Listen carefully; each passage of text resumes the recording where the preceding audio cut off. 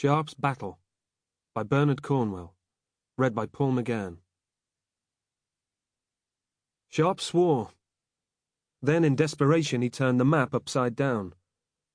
"Might as well not have a bloody map," he said, "for all the bloody use it is." "We could light a fire with it," Sergeant Harper suggested. "It's no bloody use for anything else," Sharpe said. The hand-drawn map showed a scatter of villages, a few spidery lines for roads, streams and hills, whereas all Sharpe could see was mountains. Grey, bleak mountains with peaks shrouded by mists, and valleys cut by streams turned white and full by the spring rains. Sharpe had led his company into the high ground on the border between Spain and Portugal, and there become lost. His company, 40 soldiers, seemed not to care. They were just grateful for the rest, and so sat or lay beside the grassy track, while Captain Richard Sharpe crumpled the map into a ball and swore, "I'm bloody lost." "My grandad got lost once," Harper said helpfully. He'd bought a bullock from a feller in Clonelly parish and decided to take a short cut home across the Derryveigh Mountains. Then the fog rolled in, and Grandad couldn't tell his left from his right, and the bullock bolted into the fog and jumped clear over a cliff into the Barra Valley. Grandad said you could hear the poor wee beast bellowing all the way down, and there was a thump like you dropped a bagpipe off a church tower, only louder. "Jesus bloody wept!" Sharpe exploded.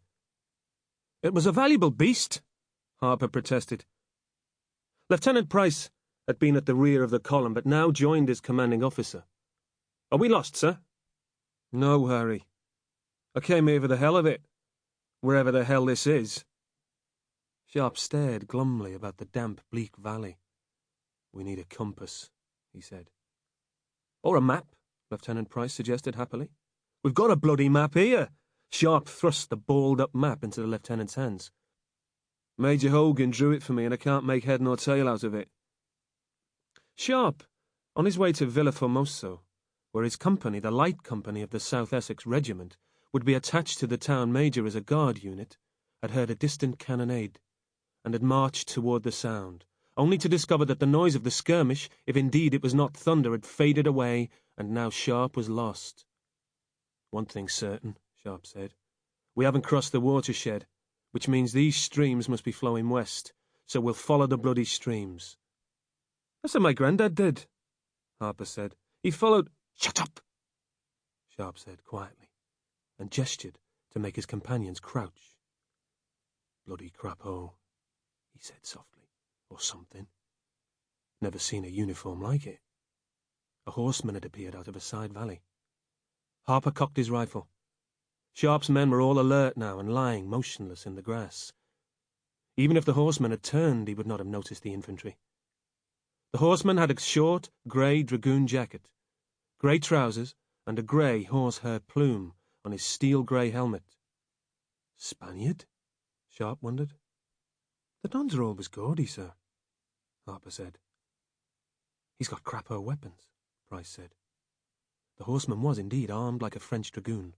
He wore a straight sword, had a short-barreled carbine, and a brace of pistols, but French dragoons always wore green coats. The man looked about, saw nothing to alarm him, and spurred his horse back into the side valley. "He was scouting," Harper said softly. "He made a bloody bad job of it," Sharpe commented. "We're going to see who those bastards are." He pointed uphill. "You first, Harry. Take your fellas halfway up." Lieutenant Price led the redcoats of Sharpe's company up the steep slope. Half of the company wore the red jackets of Britain's line infantry, while the other half, like Sharpe himself, had the green jackets of the elite rifle regiment. It had been an accident of war that had stranded Sharpe and his riflemen in a redcoat battalion, but sheer bureaucratic inertia that had held them there. "You think we've crossed the lines?" Harper asked Sharpe. "Like as not," Sharpe said sourly, still angry at himself. "Not that anyone knows where the damn lines are." The French were retreating out of Portugal. Throughout the winter of 1810, the enemy had stayed in front of the lines of Torres Vedras, just half-day's march from Lisbon, and there they'd frozen and half-starved to death rather than retreat to their supply depots in Spain.